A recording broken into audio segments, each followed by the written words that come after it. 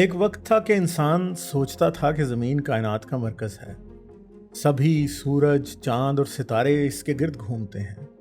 मगर ज़्यादा देर नहीं लगी। ब्रूनो, कोपरनिकस और इन जैसे दूसरे लोगों ने इंसान को इस बात का एहसास दिलाया था कि ज़मीन नहीं बल्कि सूरज कायनात का मरकज़ है। मगर वक्त के साथ साथ हमारे इल्म में इजाफा होता गया और हम यूनिवर्स के राजों को जानने लगे और हमें अंदाज़ा होता गया कि सूरज हमारी ज़िंदगी में क्या अहमियत रखता है।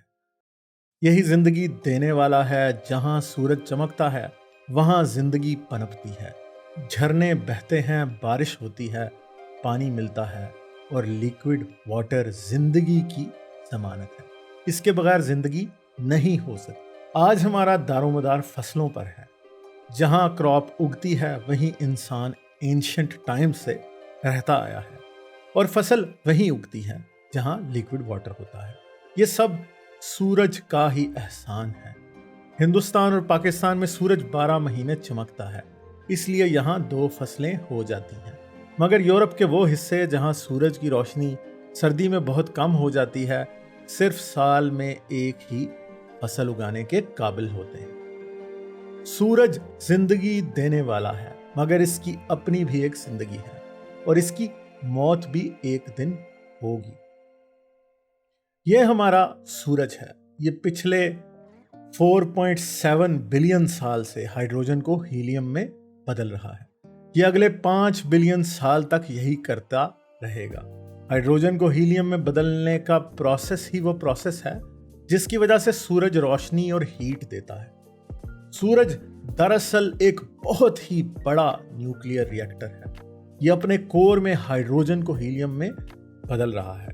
सूरज के कोर में टेम्परेचर और प्रेशर इतना ज्यादा होता है कि इसकी वजह से हाइड्रोजन के न्यूक्लियस बहुत करीब आ पाते हैं, जिसकी वजह से स्ट्रॉन्ग न्यूक्लियर फोर्स इन पर काम कर पाती है और ये मिलकर हीलियम के न्यूक्लियस बना लेते हैं। मगर हीलियम का न्यूक्लियस हाइड्रोजन के 2 न्यूक्लियस से मास में थोड़ा कम होता है, इसलिए एक्सेस मास रोशनी और हीट के तौर पर रिलीज हो जाता है। यही एनर्जी और रोशनी हमारी जिंदगी का दारोमदार है। हमारी जमीन पर जितनी भी जिंदगी है इसी प्रोसेस की मरहूने मिन्नत है। मगर अभी सूरज के अंदर बहुत हाइड्रोजन बाकी है और सूरज इसे आने वाले 5 अरब साल तक हीलियम में तब्दील करता रहेगा। मगर इसकी एक लिमिट है। एक दिन सूरज तमाम ही हाइड्रोजन को हीलियम में तब्दील कर चुका होगा, मगर सूरज की स्ट्रॉन्ग ग्रेविटी अब हीलियम के एटम्स पर अपना काम शुरू कर देगी। यह हीलियम के न्यूक्लियस को आपस में करीब लाएगी और अब हीलियम फ्यूजन में इतनी एनर्जी नहीं बनती जितनी हाइड्रोजन फ्यूजन में बनती है।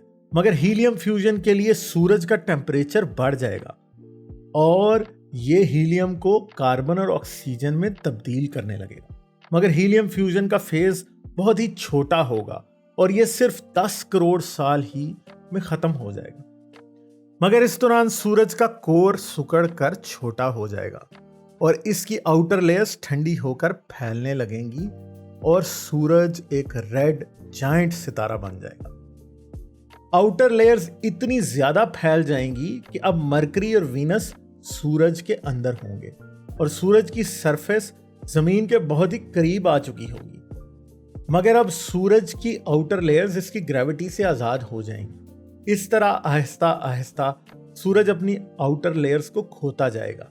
आप दूसरी जुबान में कह सकते हैं कि सूरज अपनी आउटर गैस की लेयर्स को शेड कर देगा। इसी तरह अगले कई करोड़ साल के बाद सूरज की तमाम ही आउटर लेयर्स स्पेस में डिस्पर्स या जायल हो चुकी होंगी। ये तकरीबन सूरज की जिंदगी के 10.5 से 11 अरब साल के बाद होगा। गैस की सारी लेयर्स के जाने के बाद दरमियान में एक बहुत ही छोटा, ब्राइट और इंतहाई डेंस वाइट ड्वार्फ सितारा रह जाएगा। यही सूरज की जिंदगी का अगला हिस्सा है और यह हिस्सा अरबों सालों का होगा। कई अरब साल बाद ये चमकदार वाइट ड्वार्फ ठंडा होता जाएगा, जिसकी वजह से इसकी रोशनी कम होती रहेगी और आखिरकार खत्म हो जाएगी। इस वक्त सूरज एक ब्लैक ड्वार्फ बन चुका होगा। यही सूरज की जिंदगी का आखिरी हिस्सा है।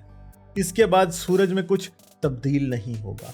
एक वाइट ड्वार्फ क्या होता है ये हम आपको अगली वीडियो में बताएंगे, इसलिए चैनल को सब्सक्राइब करके बेल आइकॉन पर क्लिक करें और ऑल नोटिफिकेशंस ऑन कर लें। सोलर वाइट ड्वार्फ गैलेक्सी के कोर के गिर्द घूमता रहेगा और आहिस्ता आहिस्ता अगले कई अरबों सालों में बारी बारी गैलेक्सी के तमाम ही सितारे मरते जाएंगे। कोई सूरज की तरह पहले वाइट ड्वार्फ और फिर ब्लैक ड्वार्फ बन जाएगा, कोई सुपरनोवा हो जाएगा, कोई ब्लैक होल बन जाएगा।